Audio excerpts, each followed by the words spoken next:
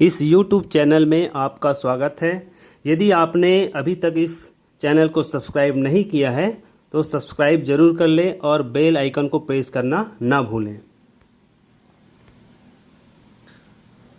आज हम पढ़ेंगे कोणों के युग्म।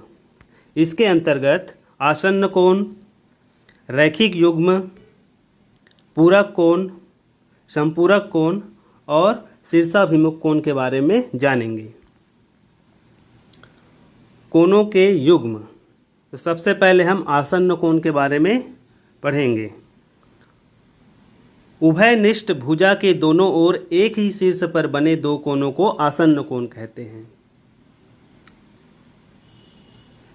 उपरोक्त चित्र 1 में OB उभयनिष्ठ भुजा है तथा कोण AOB एवं कोण BOC आसन्न कोण हैं, और चित्र 2 में PR उभयनिष्ठ भुजा है तथा कोण QPR एवं कोण RPS आसन्न कोण हैं। रैखिक युग्म।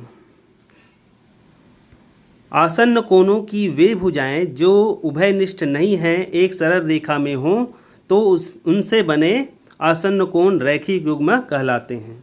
अर्थात जब दो आसन्न कोणों के मापों का योग 180 अंश होता है तब उसे रैखिक युग्म कहते हैं। इन्हें सरल रेखीय आसन्न कोण या रेखीय कोण भी कहते हैं। उपरोक्त चित्र में आसन्न कोण एवं उनका योग निम्नानुसार है। चित्र 1 में कोण AOC धन कोण BOC बराबर 180 अंश। चित्र 2 में कोण POR धन कोण ROQ बराबर 180 अंश। पूरक कोण तथा संपूरक कोण। नीचे दो प्रकार के आसन्न कोण दिए गए हैं। चित्र 1, चित्र 2। चित्र 1 में आसन्न कोण कोण ABC धन कोण CBD बराबर 90 अंश। चित्र 2 में आसन्न कोण कोण KXG धन कोण GXG बराबर 180 अंश। अब हम पूरक कोण के बारे में जानेंगे। जब दो कोणों की मापों का योग एक समकोण या 90 अंश हो तो प्रत्येक कोण एक दूसरे का पूरक कोण कहलाता है। जैसे चित्र 1 में कोण ABC धन कोण CBD बराबर 90 अंश।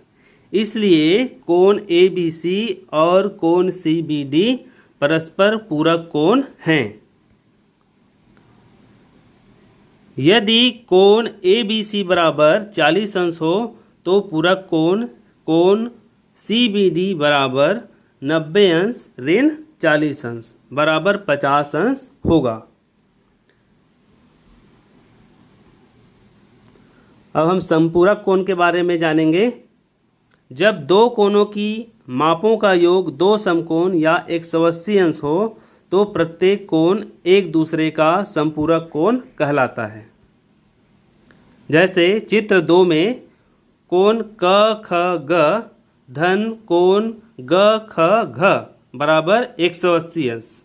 इसलिए कोण KXG और कोण GXG परस्पर संपूरक कोण हैं।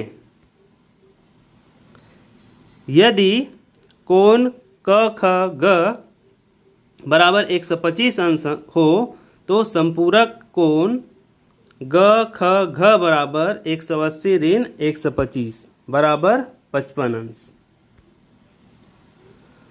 अब हम देखेंगे शीर्षाभिमुख कोण। तो उपरोक्त चित्र में कोण AOC के विपरीत कौन सा कोण है? कोण DOB है। इसी प्रकार कोण AOD के विपरीत कौन सा कोण है? कोण COB। तो आपने देखा कि जब दो सरल रेखाएं या रेखाखंड एक दूसरे को किसी बिंदु पर काटते हैं तो कटान बिंदु पर चार कोण बनते हैं, जिनमें से विपरीत दिशा के दो कोणों को शीर्षाभिमुख कोण कहते हैं तथा वे माप में एक दूसरे के समान होते हैं। महत्वपूर्ण तथ्य: एक रैखिक युग्म के कोण संपूरक कोण होते हैं, परंतु संपूरक कोणों का युग्म रैखिक युग्म होना आवश्यक नहीं है।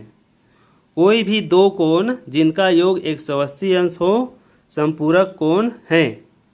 रैखिक युग्म होने के लिए उन्हें सरल रेखा के एक ही ओर होना चाहिए और साथ ही साथ उनकी दूसरी भुजा उभयनिष्ठ होनी चाहिए।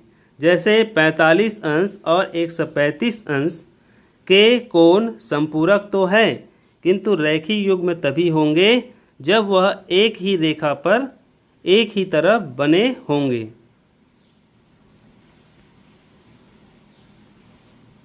हमने सीखा, पहला है आसन्न कोण, उभयनिष्ठ भुजा के विपरीत ओर बने दो कोण जिनके शीर्ष एक ही हों, उसे हम आसन्न कोण कहते हैं। दूसरा है रेखी युग्म। रेखी युग्म आसन्न कोण का ही विशेष प्रकार है। इनकी उभयनिष्ठ भुजा के अलावा अन्य दो भुजाएं एक सरल रेखा बनाती है जिसके एक ही ओर युग्म बनते हैं। तीसरा है पूरक कोण।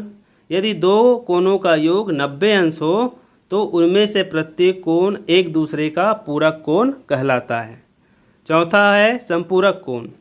यदि दो कोणों का योग 180 अंश हो तो उनमें से प्रत्येक कोण एक दूसरे का संपूरक कोण कहलाता है। पांचवा शीर्षाभिमुख कोण। जब दो सरल रेखाएं एक दूसरे को किसी बिंदु पर काटते हैं तो कटान बिंदु पर चार कोण बनते हैं, जिनमें से विपरीत दिशा के दो कोणों को शीर्षाभिमुख कोण कहते हैं तथा वे माप में एक दूसरे के बराबर होते हैं। गृह कार्य। प्रश्न 1, निम्नलिखित कोणों की परिभाषा लिखिए। पहला है आसन्न कोण, दूसरा है संपूरक कोण, तीसरा है शीर्षाभिमुख कोण। प्रश्न 2, निम्नलिखित कोणों के पूरक कोण बताइए। पहला 40 अंश, दूसरा 50 अंश, तीसरा 60 अंश, चौथा 75 अंश, पांचवा 0 अंश, छठवा 70 अंश। प्रश्न तीसरा, निम्नलिखित कोणों के संपूरक कोण बताइए। पहला 110 अंश, दूसरा 70 अंश, तीसरा 0 अंश, चौथा 120 अंश, पांचवा 45 अंश और छठवा 50 अंश।